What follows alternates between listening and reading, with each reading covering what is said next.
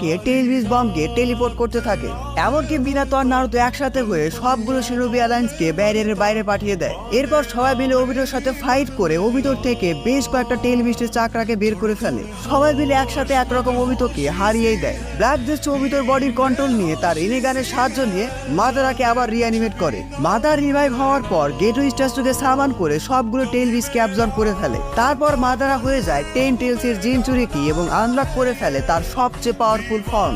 এমনকি নারুতোর মধ্যে যে কুরামা ছিল মাদারা সেটাকে অ্যাবজর্ব করে ফেলে। নারুতোর অবস্থা এখন খুব খারাপ। গারা আর সাকুরা মিলে নারুতোকে মিনাতোর কাছে নিয়ে যায় যাতে করে মিনাতো তাকে সেভ করতে পারে। মিনাতোর মধ্যে কুরামার যে হাফ চাকরা সিল ছিল মিনাতো সেটা আবার নারুতোর মধ্যে সিল করে দেয়। ওবিটো তখন নারুতোকে হেল্প করার জন্য নারুতো এবং সাকুরাকে তার ডাইমেনশনে নিয়ে আসে। এরপর আমরা দেখতে পাই সেজ অফ সিক্স পাথকে। এই বিষয়টা কিন্তু অনেক বেশি important. Sage of six path হাগুরোমোর এন্ট্রির মাধ্যমে আমরা পুরো শিনোবি অ্যালায়েন্সের অনেক আননোন হিস্ট্রি জানতে পারি। সে নারুতো এবং সাসকেকে বলে যে নারুতো হলো আশুরার ইনকারনেশন এবং সাসকে হলো ইন্দ্রার ইনকারনেশন। পরবর্তী সে নারুতো এবং সাসকের সাথে তার পাওয়ার শেয়ার করে এবং নারুতো আনলক করে ফেলে তার সবচেয়ে strongest form Sage of six path. পরবর্তীতে নারুতো তার নতুন পাওয়ার ইউজ করে মাইট গাইকে বাঁচিয়ে নেয়। সেই মাইট গাই যে কিনা মাদারাকে মোটামুটি একটা টক্কর দিয়ে প্রায় মরতেই বসেছিল। এরপর আমরা 10 টেইলস মাদারার সাথে দেখতে পাই প্রাইম নারুতো এবং প্রাইম সাসকে। সাসকে এবং নারুতো মিলে মাদারাকে বেশ ভালোই টক্কর দিচ্ছিল। ওই সময় মাদারা ডিভাইন ট্রিকে অ্যাবজর্ব করে ফেলে।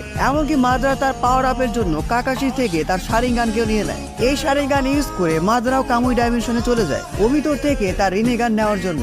মাদারা ওবিটোর থেকে তার রিনেগান নেওয়ার পর একেবারে আনস্টপেবল হয়ে যায়। এরপর আমরা আবারও নারুতো এবং সাসকের সাথে মাদারার ব্যাটল দেখতে পাই। মাদারা রিনেগান পেয়ে এদেরকে সহজে হারিয়ে দেয়। এমনকি মাদারা তার রিনের শারিঙ্গানকে অ্যাক্টিভ করে ফেলে। ফাইনালি মাদারা তার গোলকে ফুলফিল করে ইনফিনিট সুগমি ক্রিয়েট করার মাধ্যমে। সাসকে তার সুসানে ইউজ করে আমাদের টিম 7কে প্রোটেক্ট করতে পারলেও অন্যান্য সব শিনোবিরা ইনফিনিট সুগমির মধ্যে পড়ে যায়। পরবর্তীতে মাদারা যখন তার বিজয় উল্লাস করতেই যাচ্ছিল তখনই ব্ল্যাক জেটসু মাদারাকে ধোকা দিয়ে পেছন থেকে অ্যাটাক করে। তখন ব্ল্যাক জেটসু রিভিল করে যে ইনফিনিট সুগমি হলো কাগুয়াকে রিভাইভ করার জুৎসু। এটা দিয়ে কখনোই শিনোবি ওয়ার্ল্ডে শান্তি আসবে না।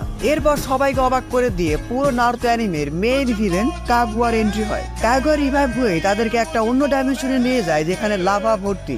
এরপর আর কি কাগুয়া তাদেরকে একের পর এক ডাইমেনশনে নিয়ে যায় এবং তাদের সাথে ভয়ঙ্কর একটা ব্যাটল হতে থাকে। কাগুয়া চালাকি করে সাসকে এবং নারুতোকে আলাদা আলাদা ডাইমেনশনে পাঠিয়ে দেয়। পরবর্তীতে অনেক ঝামেলা করে তারা সবাই আবার একসাথে হয় এবং কাগুয়ার সাথে হাড্ডাহাড্ডি চেষ্টা করে ফাইট করতে থাকে। কাগুয়া এদের সবাইকে হারানোর জন্য এমন একটা ডাইমেনশনে নিয়ে যায় যেখানকার গ্র্যাভিটি অনেক বেশি স্ট্রং।